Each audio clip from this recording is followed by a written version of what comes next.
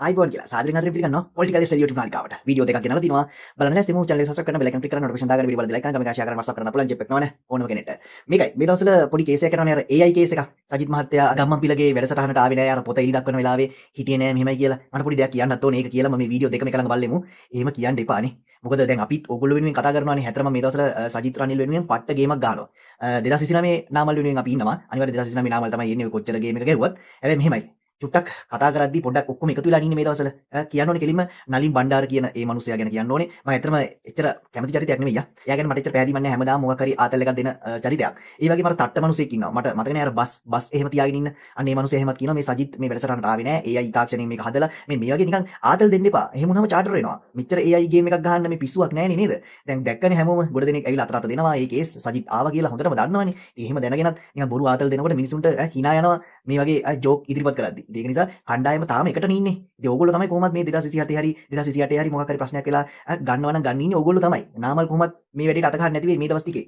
මේ කාලේ. ඒ නිසා ඕගොල්ලෝගේ වැඩ ටික ඕගොල්ලෝ කරන්න. බොරුවට වෙන්න හදන්න එපා. වෙන්න උනොත් එහෙම මල කෙලියක් වෙනවා. අපිට එතකොට එක පැත්තක් අරගන්න වෙනවා. මගේ channel එකක් උනත් බලන්න, මගේ Facebook page එකේ බලන්න මම හැමෝම ගැන කතා කරගෙන ඕගොල්ලෝගේ පැත්තට මේ දවස්වල අදින්නේ. ඉතින් එතකොට එක එක ප්‍රශ්න එනවානේ. මහින්දට නාමල්ට හරියට මේක දඟලනකොට අපිට වෙනවා එක පැත්තක් ගන්න. එහෙම වුණොත් අන්තිමට විපක්ෂ කැඩිලා යනවා. ඒ නිසා එකට ඉන්න හැමෝම. ඒක කියන ගමන් අපි මේ වීඩියෝ දෙක බලමු. ඔබතුමාගේ පියාගේ කාලේ ඔබත් කුමාරයෙක්.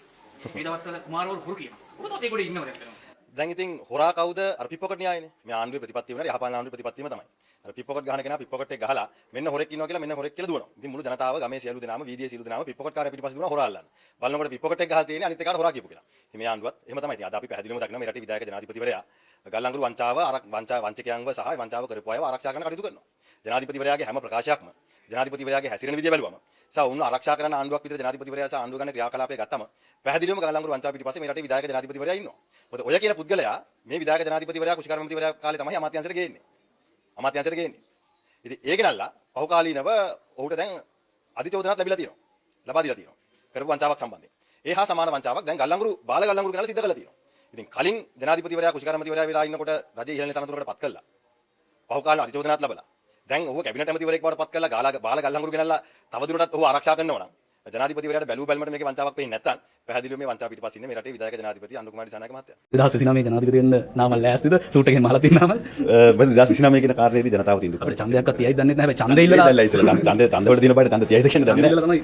ඉස්සෙල්ලා ඡන්දයක් ඉල්ල සටහන් කරන්න වෙනවා. හැබැයි ඉතින් කෙසේ වෙතත් අපි ඒ වෙලාවෙත් කිව්වා. අපේ හෘද සාක්ෂියට අනුව අපි හැසිරෙනවා. අපි අතල ලේ නැහැ. අපි අවංකයි. අපි අඩිය පස්සට ගත්තා. අපි තමුණු ඝාතනය කළ බලයෙන් උත්සාහ කරේ නැහැ. එහෙම උත්සාහ කරා නම් අද වෙලිකා මාධ්‍යවේදිනියට හුඟක් අයට දැන් මේ චෝදනා කරන අයට මොකද්ද වෙන්නේ කියලා අපිට හිතා ගන්නත් බෑ. අපි එහෙම කරේ නෑ. අපි දැක්ක බංග්ලාදේශ වෙච්ච විදිය, අපි දැක්ක නේපාල වෙච්ච විදිය. අපි දැක්ක ඉන්දුනීසියා වෙච්ච විදිය. අපි ඒ තැනට ගියේ නෑ. අපි අඩිය පස්සට ගත්තා. මොකද අපි හැමදාම මිනිස්සුන්ගේ ජීවිත ආරක්ෂා කරන්න තීන්දුව වෙන ගත්තේ. අපි LTT එකක් දැක්ක හැප්පුණේ ප්‍රභාකරන් එක්ක අපේ පවුල එක පෞද්ගලික ප්‍රශ්නයක් නෑ. ඔහු ත්‍රස්තවාදියෙක්. ඔහු තාම මේ රටේ බෙදුම්වාදයේ ප්‍රවර්ධනය කරුවා වගේ මිනිස්සු ජීවිත විනාශ කළා. ඒකෙන්ද අපි හැප්පුණා. ඒ වගේම තමයි COVID-19 වසංගතය අපිට මිනිස්සු මැරිච්ච දෙයින් ආර්ථිකය බේරගත්තා නම් සමහර ගොඩ රාජපක්ෂ අද ජනාධිපති වෙන්න තිබ්බා. අපි මිනිස්සුන්ට මැරෙන්න තිබ්බේ නෑ. අරගලයක් ආවා. අරගලේ වෙලාවෙත් අපි මිනිස්සුන්ගේ පැත්තට ගත්තා. අපි අහුම්කම් දුන්නා. අපි අඩිය පස්සට ගත්තා. ඉතින් අපි යම්කිසි දවසක මේ තරුණයෝ ජීවිතය යථාර්ථය තේරුම් ගන්න කියන විශ්වාසය අපිට තිබ්බා. ඉතින් අද ඒක යම් තාක් දුරට තහවුරු වෙමින් පවතිනවා. කියන්න දින මෙච්චරයි ඔය කට තිබ්බට එහෙම කියවන්න යන්න එපා. කට්ටිය විපක්ෂ මොකක් හරි එකතු වීමක් මොකක් හරි තාම ඇතුලේ තියෙනවා නම් ඒ කට්ටියත් එක්කම තාම ඉන්න. හරි?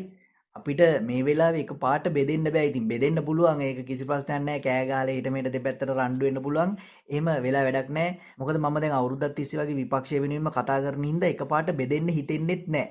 ඒක නිසා පරිස්සමෙන් කට්ටියම වැඩ ටික කරගෙන යමු. හරි? ඔය නලින් බණ්ඩාර කියන චරිතෙටයි අර කවුද තට්ට මිනිසෙක් ඉන්න මම මේ මිනිහටත් වැඩිය කැමති නෑ. කවුද මේ බස් එහෙම තියාගෙන ඉන්න මිනිහෙක්ද කොහෙද? මේ ඉතින් පොඩ්ඩක් ඔය ඕගොල්ලෝ ටිකක් කතා කරලා තියම පරිස්සම් වෙලා කතා කරන්න. හරි? නැත්තම් අන්තිමට දෙපැත්තට වෙන්නලා දෙන්න තමයි ඉතින් JVP එකට ගැහුවා වගේ ආයි ගහන කුඩු වෙන්නේ ඉතින් ඒ නිසා පරිස්සමෙන් හැමෝම එකට එකතු වෙලා යන්න. ටික දුරක් තව යන්න තියෙනවානේ. යා. එහෙනම් අද වැඩසටහන අවසන් අපි ඊළඟ දවසේ හමු වෙමු.